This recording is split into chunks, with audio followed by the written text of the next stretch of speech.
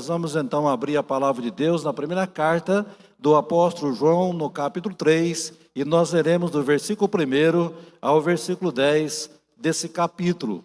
Primeira carta de João, capítulo 3, versículo 1 ao versículo 10. Eu lerei o texto, os irmãos acompanhem atentamente. 1 João, capítulo 3, versículo 1 ao versículo 10, onde a palavra de Deus assim nos diz, e também queremos aí chamar a atenção das pessoas que nos acompanham aí pela internet, pelo nosso canal do YouTube, e você também seja bem-vindo a esse canal para ouvir a palavra de Deus também. Diz assim a palavra do Senhor: vede que grande amor nos tem concedido o Pai, a ponto de sermos chamados filhos de Deus. E de fato somos filhos de Deus. Por essa razão, o mundo não nos conhece, porquanto não o conheceu a Ele mesmo. Amados, agora somos filhos de Deus, e ainda não se manifestou o que haveremos de ser. Sabemos que quando Ele se manifestar, seremos semelhantes a Ele, porque haveremos de vê-lo como Ele é. E assim mesmo se purifica todo o que nele tem essa esperança, assim como Ele é puro. Todo aquele que pratica o pecado também transgride a lei, porque o pecado é a transgressão da lei. Sabeis também que Ele se manifestou para tirar os pecados, e nele não existe pecado. Todo aquele que permanece nele não vive pecando, todo aquele que vive pecando não o viu nem o conheceu. Filhinhos, não vos deixeis enganar por ninguém, aquele que pratica a justiça é justo, assim como Ele é justo. Aquele que pratica o pecado procede do diabo, porque o diabo vive pecando desde o princípio. Para isso se manifestou o Filho de Deus, para destruir as obras do diabo. Todo aquele que é nascido de Deus não vive na prática de pecado, pois o que permanece nele é a divina semente. Ora, esse não pode viver pecando, porque é nascido de Deus. Nisso são manifestos os filhos de Deus e os filhos do diabo. Todo aquele que não pratica a justiça não procede de Deus, nem aquele que não ama a seu irmão. Nós também queremos dar as boas-vindas ao reverendo Alexandre Tavares, a sua esposa Celina, os seus filhos Josué e Adassa. Se coloquem de pé por gentileza, estava me esquecendo aqui.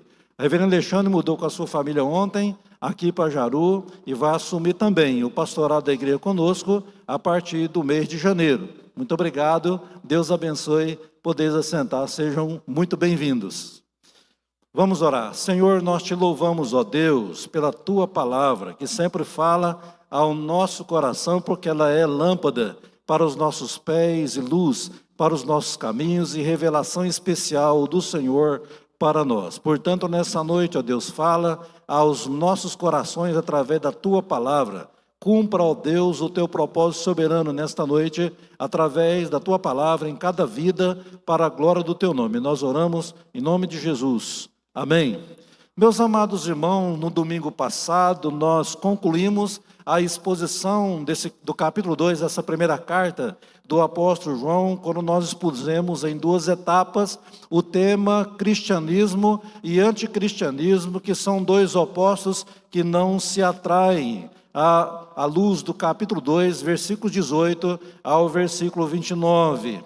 E na segunda parte nós fizemos a exposição dos versos 22 a 29, e nós vimos dois aspectos fundamentais desse tema para a nossa meditação, para a nossa reflexão, e nós vimos naquela ocasião, primeiramente, a questão da natureza e do efeito das heresias nas nossas vidas, e vimos que a maior das heresias é a mentira a respeito ou sobre a messianidade do Senhor Jesus Cristo, que é sim o Messias Redentor, é o Cristo de Deus, o nosso único Senhor e Salvador. E nós vimos em segunda mão o efeito da heresia, que é a consequente negação do Deus Pai. O efeito da heresia é a consequente negação do Deus Pai. Aquele que nega o Filho não tem o Pai, aquele que nega o Pai também não tem o Filho. Em segundo plano, nós vimos a proteção que nós devemos ter contra as heresias, e para isso nós devemos primeiramente permanecer no velho evangelho, permanecer na palavra de Deus, que é tanto antiga como atual para as nossas vidas, e nós vimos também a necessidade de permanecermos na unção do Espírito Santo de Deus, na plenitude do Espírito na nossa vida, e nós vimos também a importância de permanecermos em Cristo, Cristo e estamos também com isso preparados para a volta de Cristo que acontecerá a qualquer momento. E por fim, nós vimos que devemos praticar a justiça como prova de que nós nascemos de novo em Cristo Jesus como novas criaturas, para viver a vida agora não para nós mesmos, mas para Deus e para a glória de Deus. Hoje nós vamos iniciar a exposição do capítulo 3 dessa primeira carta, e nós vamos expor então os versos 1 a 10 com o tema motivos para uma vida de pureza. É sobre isso que nós vamos meditar na palavra de Deus nessa noite, motivos para uma vida de pureza, e nós vamos pensar à luz desse texto e outros mais da palavra de Deus sobre 4 motivos que nós temos para viver uma vida de pureza diante de Deus. E o primeiro motivo para uma vida de pureza é o grande amor que Deus tem por nós, conforme o verso 1 ao verso 3, quando o apóstolo João diz: vede que grande amor nos tem concedido o Pai, a ponto de sermos chamados filhos de Deus. De fato, somos filhos de Deus. Por essa razão, o mundo não nos conhece, porquanto não conheceu a Ele mesmo. Amados, agora somos filhos de Deus e ainda não se manifestou o que haveremos de ser. Sabemos que quando Ele se manifestar, seremos semelhantes a Ele, porque haveremos de vê-lo como Ele é, e a si mesmo se purifica a todo aquele que tem esperança, assim como Ele é puro. Meus amados irmãos, hoje nós assistimos a educação no Brasil caminhando para o abismo da depravação e da imoralidade. Semana passada eu vi um vídeo na internet, uma escola lá em Itaberaí, no estado de Goiás, quando o professor de uma classe daquela escola deu como tarefa aos seus alunos para que eles fossem para casa e fizessem o cálculo com pinos de plástico de cocaína, a quantidade de pinos de plástico de cocaína que chegaria a um número X de quilos de cocaína. E quando os alunos chegaram em casa e mostraram aquela tarefa para os pais ficaram indignados. E aí muitos pais ligaram para a escola, conversaram com os professores, com os coordenadores, com a diretora da escola, questionando aquele tipo de tarefa absurdo. E aí então eles tentaram explicar o que é inexplicável, tentaram justificar aquilo que é injustificável, porque é um absurdo um professor dar esse tipo de tarefa para os filhos fazerem em casa, para os seus alunos fazerem em casa. Mas esse é um dos vários, dos milhares de absurdos que acontecem hoje na educação no nosso país. Mas aí fica a pergunta: por que esse tipo de coisa acontece? Por que esse tipo de absurdo continua acontecendo no nosso país e pelo mundo afora? A explicação é simples: essas coisas acontecem por causa do pecado, por causa da nossa inclinação natural para a impureza, para a depravação, para a imoralidade e outros tipos absurdos de práticas pecaminosas. Porque a vida de pureza, a vida de santidade, a vida de castidade, os valores bíblicos e conservadores preceituados por Deus na sua palavra hoje, infelizmente, são motivos de zombaria, de escárnio, de desprezo por parte daqueles que defendem esses valores. Eles são zombados por parte daqueles que não defendem esses valores, porque não há uma inclinação natural, não há uma iniciativa humana para amar a Deus, para amar os valores da palavra de Deus, para viver o padrão de vida que Deus estabelece na sua palavra para todos nós, o padrão de vida moral que agrada a Deus e glorifica a Deus. Aí então, à luz da palavra de Deus, a motivação para uma vida de pureza começa exatamente com Deus, começa exatamente por Deus e não com o homem ou pelo homem. É uma iniciativa de Deus, é exatamente pela misericórdia de Deus que nós podemos nos inclinar para uma vida de pureza e de santidade. É o amor de Deus que nos constrange e nos desafia a uma vida de pureza e de santidade. E esses versos 1 a 3, desse capítulo 3 da primeira carta de João, ele destaca para nós aqui 3 verdades, ou uma verdade, aliás, sobre o amor de Deus para conosco. O grande amor de Deus precisa ser percebido por nós. Versículo 1, na parte A do verso, diz: vede que grande amor nos tem concedido o Pai, a ponto de sermos chamados filhos de Deus.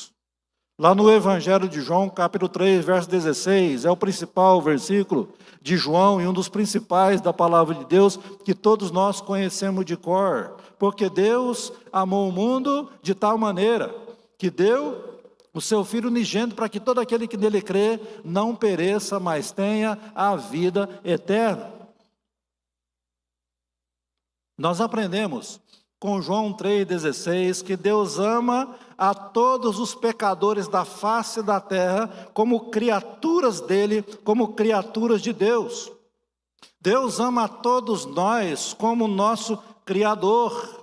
Mas nós aprendemos também na palavra de Deus que não é suficiente a gente viver na condição de criatura de Deus, porque o homem, enquanto criatura apenas, ele está separado de Deus por causa do pecado. Isaías 59, verso 1 e 2 é muito claro sobre isso, quando diz que a mão do Senhor não está encolhida para que não possa salvar, nem surdo o seu ouvido para não poder ouvir, mas as vossas transgressões, elas separam o homem de Deus, e as suas iniquidades, as nossas iniquidades encobrem o seu rosto de nós, para que ele não nos ouça. Então o homem, enquanto criatura de Deus, está caído no pecado e permanece apenas na condição de criatura de Deus. E nós aprendemos também na palavra de Deus, inclusive no Evangelho de João, capítulo 1, verso 12, que nós precisamos ser adotados por Deus, para deixar a situação de criatura, a condição de criatura, para vivermos na condição de filhos e filhas de Deus. João 1, verso 12, mas a todos quantos o receberam, deu-lhes o poder de serem feitos filhos de Deus, a saber os que creem no seu nome. Deus é o nosso Criador. Ele criou a cada um de nós a sua imagem e semelhança, mas Ele precisa ser também o nosso Pai Celestial. O amor criacional de Deus é diferente do amor redentorial de Deus. Deus nos ama como criaturas, mas Ele também quer nos amar como nosso Pai Celestial e como filhos e filhas dEle. E nesse texto, João se dirige àqueles que são filhos de Deus, que são amados por Deus como Pai. Muitos filhos de Deus, à semelhança dos contemporâneos do apóstolo João, naquele primeiro século, não têm ou perderam a noção do amor paternal de Deus, mesmo vivendo na condição de filhos e filhas de Deus. Porque não conseguem perceber o quanto Deus os ama, talvez em virtude das lutas, das tribulações, das adversidades da vida, das crises existenciais, quando a pessoa chega à conclusão de que, olha, eu acho que Deus não me ama, porque eu passo por tanta luta, tanta provação, eu acho que Deus não está nem aí comigo, Deus não se importa comigo, portanto, Deus não me ama, mas isso é ledo engano. Deus nos ama incondicionalmente. Independentemente das circunstâncias que um filho ou filho de Deus vive nessa vida, Deus ama com amor incondicional. O fato é que nós não conseguimos compreender exatamente a dimensão do amor que Deus tributa para com os seus filhos. E por essa razão, então, o apóstolo João conclama a nós a perceber esse amor de Deus para conosco. Vede que grande amor nos tem concedido o Pai. E o verso 2 é um estímulo de João para nos apropriarmos da bênção, da filiação e da glorificação como filhos amados pelo Pai. Veja comigo o verso 2, amados, agora somos filhos de Deus, e ainda não se manifestou o que haveremos de ser, sabemos que quando Ele se manifestar, seremos semelhantes a Ele, porque haveremos de vê-lo como Ele é. Nessa declaração de amor de Deus para nós, Ele fala da filiação, mas também da glorificação. Nós somos filhos de Deus aqui, aqueles que creem em Jesus como Senhor e Salvador. Mas nós seremos filhos e filhos de Deus glorificados eternamente. E o texto diz que nós veremos Jesus como Ele é, e nós seremos semelhante a Ele também na glória celestial. E no versículo 3, João mostra que esse amor de Deus pelos seus filhos deve ser um amor correspondido através exatamente de uma vida de pureza e santidade. Verso 13, a si mesmo se purifica todo que nele tem essa esperança, assim como ele é puro. Mas é interessante no texto que João, o apóstolo, ele não traz aqui uma exortação para sermos puros e santos. João está aqui categoricamente afirmando que a pureza é algo natural na vida de quem ama a Deus. Nós não precisamos ser exortados a sermos puros e santos. Nós precisamos apenas continuar naturalmente vivendo nessa vida, uma vida de pureza e de santidade como filhos e filhas de Deus. Então esse é o primeiro motivo para vivermos uma vida de pureza. Mas o segundo motivo para uma vida de pureza é a grande obra de Deus em nós. Primeiro, o grande amor de Deus por nós. Mas em segundo plano, a grande obra de Deus em nós. Versículo 5. Sabeis também que Ele se manifestou para tirar os pecados e nele não há pecado. Versículo 8 diz o texto, aquele que pratica o pecado procede do diabo, porque o diabo vive pecando desde o princípio. Para isso se manifestou o Filho de Deus, para destruir as obras do diabo. Agora, na sequência dos seus ensinamentos, o apóstolo João faz aqui uma transição da segunda vinda para a primeira vinda do Senhor Jesus Cristo. O apóstolo João agora deixa de falar de Cristo, do Cristo que virá, e passa a falar do Cristo que já veio. Ele faz uma conexão entre a manifestação da glória na segunda vinda com a manifestação da glória da primeira vinda.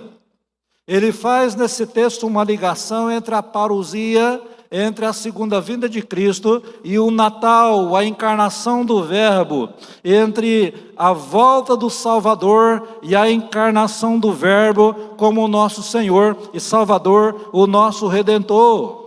E a base, o fundamento para uma vida de pureza está exatamente na obra que o Senhor Jesus Cristo realizou na sua primeira vinda, quando Ele foi morto na cruz do Calvário, morte expiatória, vicária, no meu lugar e no seu lugar, para a nossa redenção, para a nossa salvação. E essa obra, ela será consumada na segunda vinda de Jesus em poder e glória.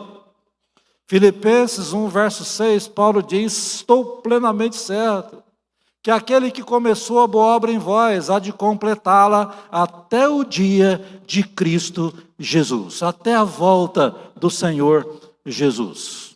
Então o apóstolo João descreve essa obra redentora do Senhor Jesus em nosso favor, em favor da nossa salvação, de duas maneiras, como ele diz nesse texto. Primeiro, Jesus se manifestou para tirar os pecados.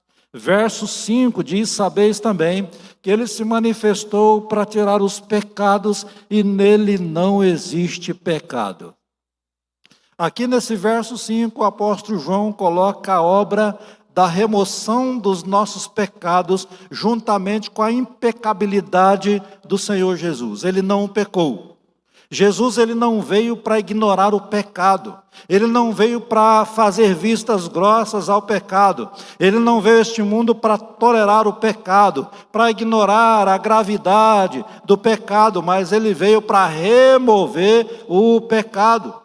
E obviamente o pecado é removido daqueles que se arrependem do pecado, que confessam seus pecados a Deus e pedem perdão a Deus.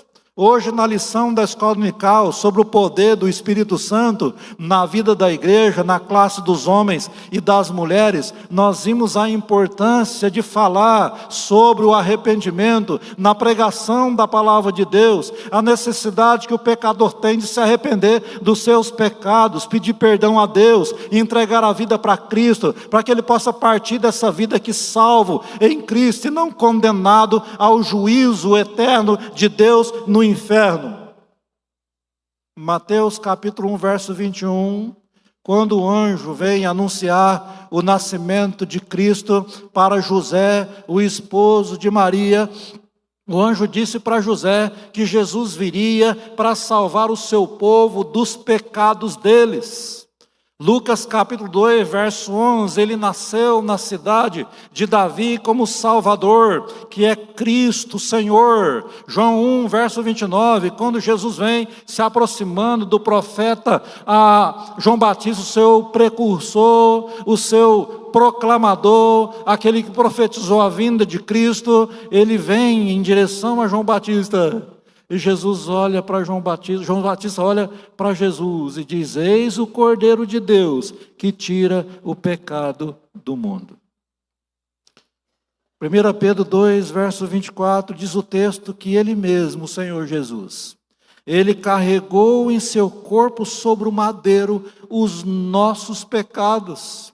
Isaías 53, versículo 5, diz o texto profético de Isaías: mas ele foi traspasado pelas nossas transgressões e moído pelas nossas iniquidades, o castigo que nos traz a paz estava sobre ele, pelas suas pisaduras fomos sarados.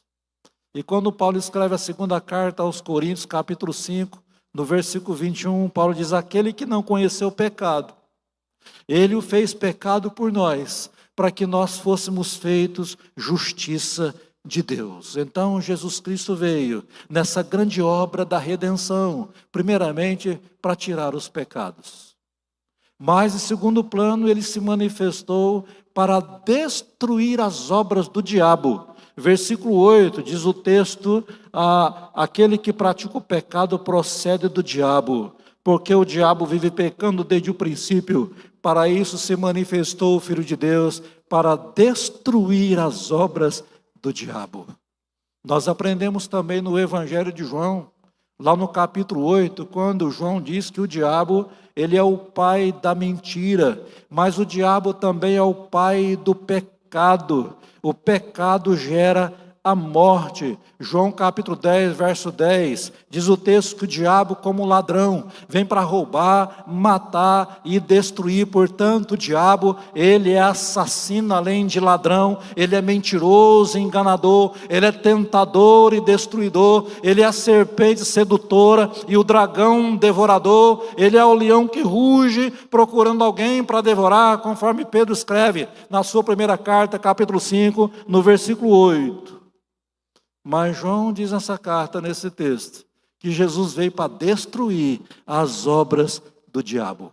O Senhor Jesus derrotou os principados e potestades na cruz do Calvário. Paulo, quando escreve aos Colossenses, capítulo 2, verso 14 e 15, Paulo mostra exatamente isso quando diz: tendo cancelado o escrito de dívida que era contra nós e que constava de ordenanças, o qual nos era prejudicial, removeu-o inteiramente, encravando-os na cruz e despojando os principados e as potestades, publicamente expôs ao desprezo, triunfando deles na cruz, diz a palavra de Deus. Falecido teólogo John Stott, ele certa vez disse 4 coisas importantíssimas sobre o que o diabo faz na vida do pecador. John Stott diz que moralmente a obra do diabo é nos tentar ao pecado, é nos levar a pecar contra Deus. Fisicamente, a obra do diabo é nos infligir o mal, a doença física, as enfermidades físicas, emocionais, psicológicas e até mesmo espirituais, além das enfermidades físicas. Intelectualmente, a obra do diabo consiste em nos induzir ao erro, a trazer confusão mental, a fazer com que a nossa mente substitua a verdade cristalina da palavra de Deus pelas heresias, pelas mentiras do diabo. E por fim, espiritualmente, a obra de Satanás, do diabo, consiste em nos afastar de Deus, nos afastar da palavra de Deus, nos afastar da igreja de Deus, nos afastar da presença de Deus. Aí eu me lembro de uma palavra do finado grande pregador, evangelista Billy Graham, quando ele disse: se você está pensando em deixar a igreja, se você está pensando em deixar Deus, saiba que Satanás te espera na primeira esquina, porque o objetivo do diabo é isso mesmo, é nos arrancar da igreja, é nos arrancar da presença de Deus e nos levar para um mundo de destruição e tristeza e angústia e sofrimento eternamente sob o domínio de Satanás.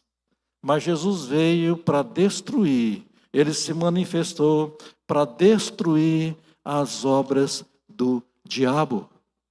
Então nós vimos aqui já dois motivos para uma vida de pureza. Primeiro, o grande amor de Deus por nós.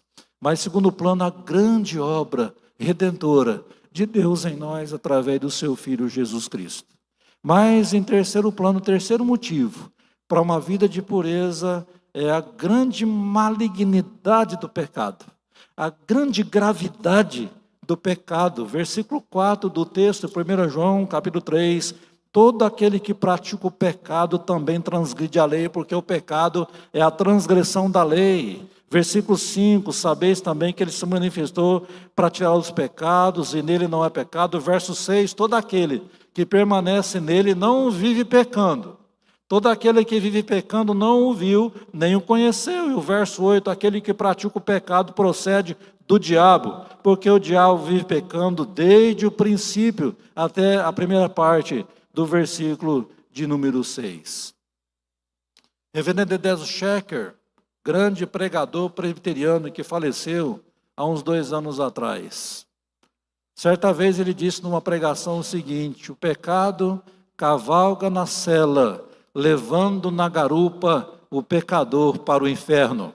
O pecado cavalga na cela, levando na garupa o pecador para o inferno. É isso que o pecado faz na vida do pecador.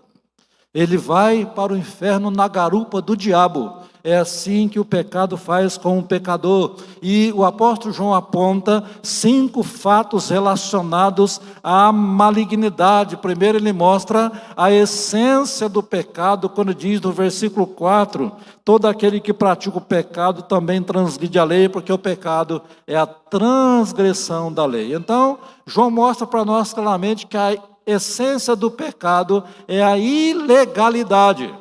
É a transgressão da lei de Deus. Os Estados Unidos hoje têm trazido para o Brasil aviões lotados de brasileiros que foram deportados do país porque entraram ilegalmente no país. Então eles são deportados porque eles transgridem as leis de imigração dos Estados Unidos. Mas essa não é a maior ilegalidade cometida pelo ser humano pecador. A maior ilegalidade do pecador é a transgressão da lei de Deus. E todo pecador impenitente, todo pecador incrédulo, todo pecador rebelde, todo ímpio é um antinomista, ele é contra a lei de Deus, ele é um transgressor da lei de Deus. Essa é a essência do pecado. Mas João também mostra para nós a ação do pecado na vida dos pecadores. Verso 5, sabeis também que ele se manifestou para tirar os pecados, nele não existe o pecado. A ação do pecado consiste em surgir contra a obra de Cristo que veio para tirar o pecado. Então, quando nós cometemos um determinado pecado, nós estamos nos levantando contra Cristo e contra a obra expiatória de Cristo na cruz para expiar os nossos pecados. Então, nós vimos aí a essência do pecado, a ação do pecado, mas João também mostra para nós a razão do pecado. Versículo 6, ele diz: todo aquele que permanece nele não vive pecando, todo aquele que vive pecando não o viu, nem o conheceu. Meus amados irmãos, por definição, o Senhor Jesus Cristo e o pecado são duas realidades contrastantes. Jesus e o pecado são dois extremos que não se atraem, assim como o cristianismo e o anticristianismo que nós temos visto nessa carta do apóstolo João. Igualmente, o pecado e a pureza na nossa vida são duas coisas inconciliáveis. Não dá para conciliar o pecado com a pureza e a santidade de vida, porque são duas coisas inconciliáveis, dois extremos que não se atraem, porque não dá para viver ao mesmo tempo uma vida de pecado e uma vida de pureza. A lama, a sujeira do pecado não se mistura com a brancura da pureza de vida. Eu gosto muito de usar o exemplo do vestido de noiva. Se nós tivermos um casamento aqui, a igreja lotada para assistir a cerimônia de casamento, de repente a noiva entra toda linda, com aquele vestido todo branco, mas se houver uma mancha de sujeira naquele vestido, as pessoas vão esquecer todo o resto do vestido e vão concentrar a sua atenção naquela mancha de sujeira, por pequena que ela seja, naquele vestido de noiva. Efésios capítulo 5, versículo 27.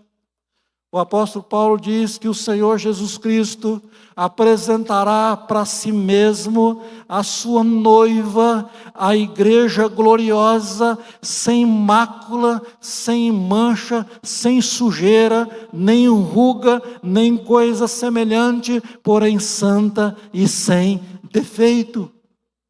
Mas, por último, o apóstolo João mostra para nós também a origem do pecado.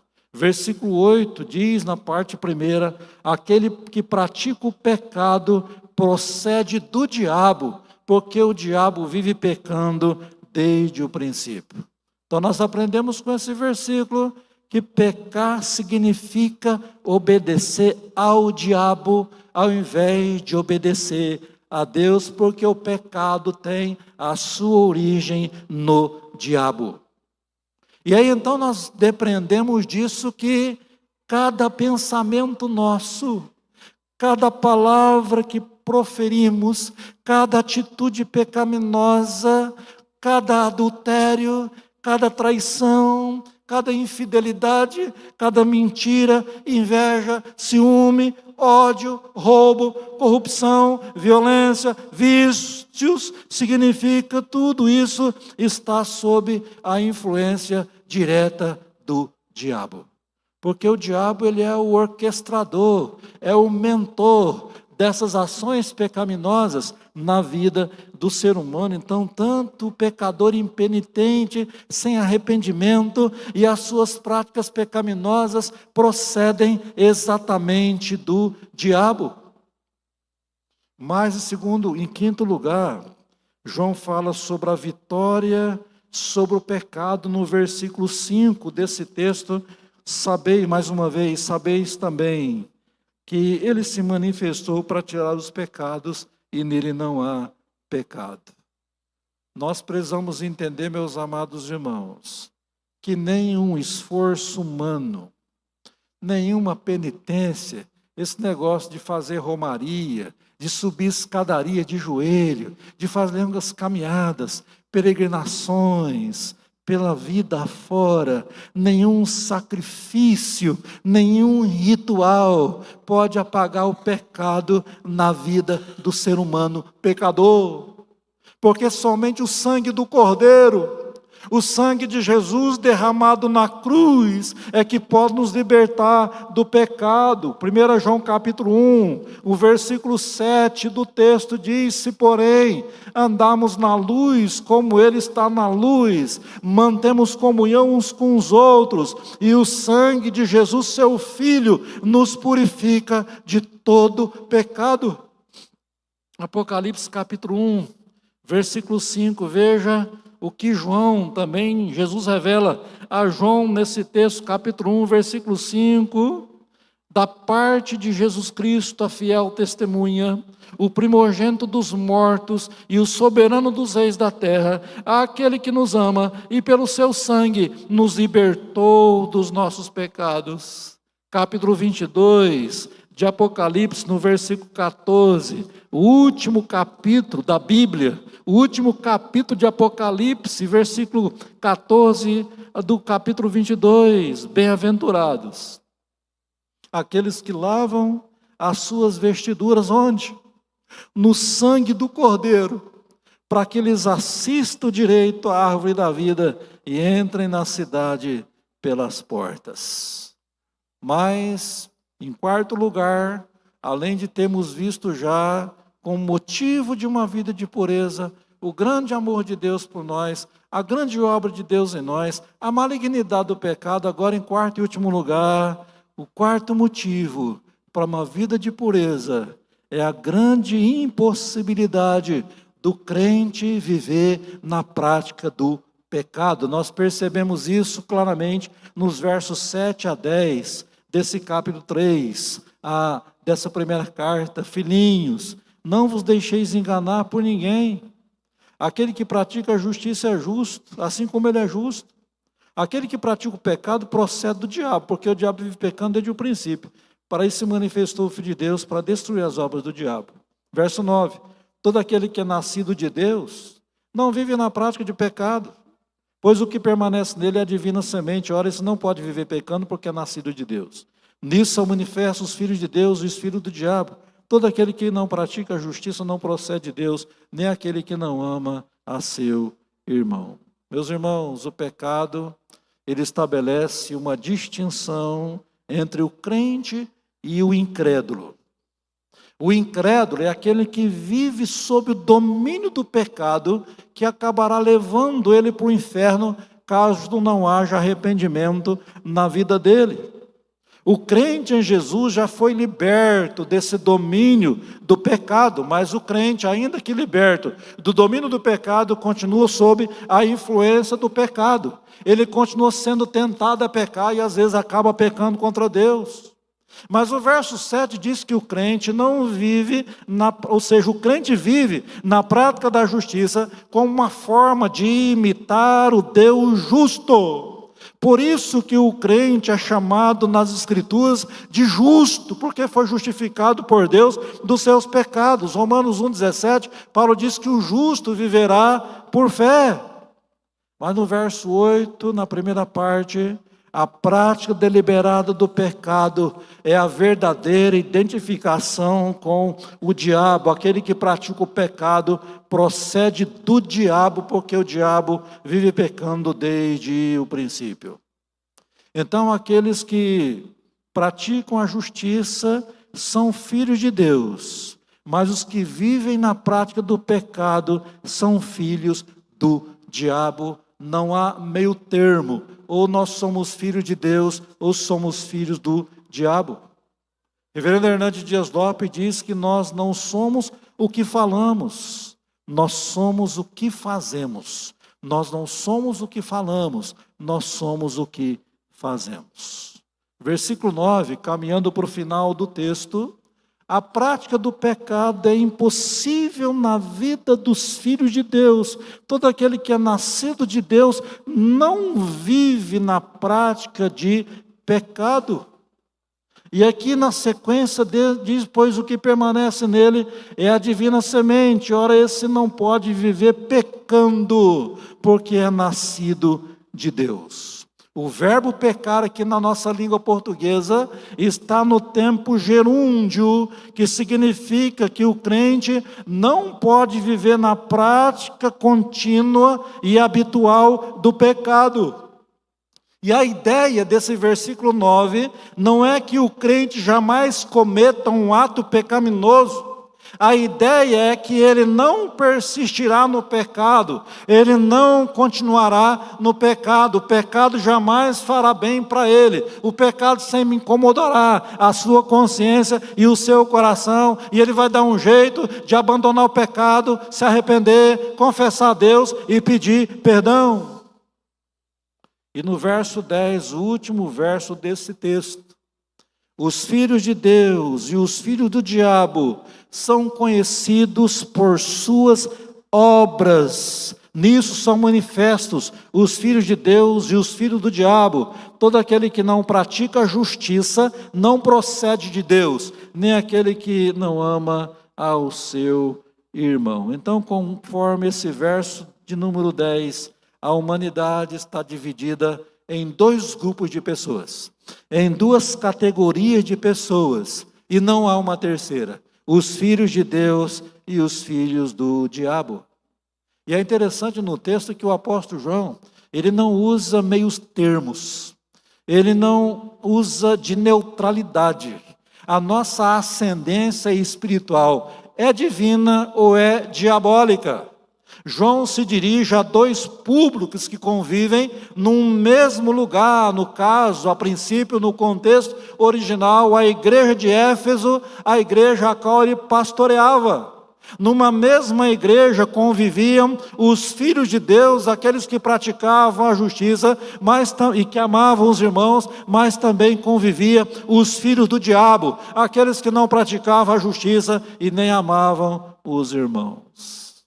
Finalizando essa mensagem, meus amados irmãos, em toda a história da humanidade, em todas as gerações, até os nossos dias, inclusive nos nossos dias, esses dois públicos fazem parte de uma mesma igreja, independentemente das denominações.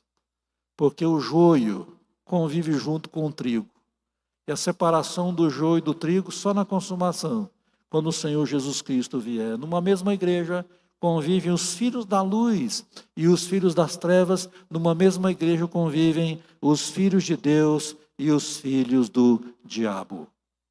Eu quero concluir essa mensagem com algumas aplicações práticas para a nossa reflexão. Primeira aplicação: você é amado por Deus, ou amada por Deus, como criatura de Deus apenas, ou como filho ou filha de Deus? Qual é a sua condição? Quero dizer para você, se você não é um filho ou um filho de Deus ainda, creia em Jesus. Não permaneça apenas na qualidade ou na condição de criatura, mas creia em Jesus. Seja adotado por Deus, para que você seja um filho ou uma filha de Deus. E nunca deixe de perceber o quanto Deus ama você. Independentemente das circunstâncias, não deixe de perceber o quanto Deus te ama. Segunda aplicação: qual a visão que você tem da primeira e da segunda vinda do Senhor Jesus? Você sabe exatamente por que Jesus veio a primeira vez? E você sabe exatamente por que ele virá uma segunda vez? Você já foi resgatado do pecado? Você já foi liberto do pecado pelo sangue que Jesus Cristo derramou na cruz por você? Você está preparado para a segunda vinda de Jesus? Sinceramente, consulte o seu coração. Você está preparado para a volta do Senhor Jesus Cristo? Então considere o grande amor de Deus por você, mas também a grande obra que Jesus fez na cruz do Calvário, para que você viva uma vida de pureza e de santidade na presença de Deus. Terceira aplicação: considere na sua vida a malignidade, a gravidade, a seriedade do pecado. Não brinque com o pecado. O pecado é algo extremamente sério na nossa vida. Que o pecado seja talvez um acidente na sua vida, mas que você não viva uma prática, uma vida de prática contínua e habitual no pecado. Quarta e última aplicação: não seja um mero visitante na igreja, não seja um mero aluno da escola dominical simplesmente, não seja apenas um membro da igreja, ou quem sabe um líder, um pregador, um pastor, mas viva como filho de Deus, ou como filha de Deus, que pratica a justiça de Deus, mas que também ama incondicionalmente os seus irmãos da família da fé. Concluindo então, meus amados irmãos, motivos para uma vida de pureza. Primeiro motivo, o grande amor de Deus por nós. Um amor que precisa ser percebido por nós na nossa vida. Segundo motivo, a grande obra de Deus por nós e em nós. Jesus se manifestou para tirar os pecados e Ele se manifestou também para destruir as obras do diabo. Terceiro motivo, a grande malignidade do pecado. E nós vimos 5 questões aqui sobre o pecado. A essência do pecado, a ação do pecado, a razão do pecado, a origem do pecado, mas também a vitória sobre o pecado pelo sangue de Jesus tão somente. E em quarto e último lugar, a grande impossibilidade do crente viver na prática do pecado. Que Deus nos abençoe e nos ajude, e que esses motivos aqui bíblicos sejam suficientes para vivermos uma vida de pureza e de santidade que glorifica o nosso Deus, que é puro e que é santo, que nos abençoe. Amém.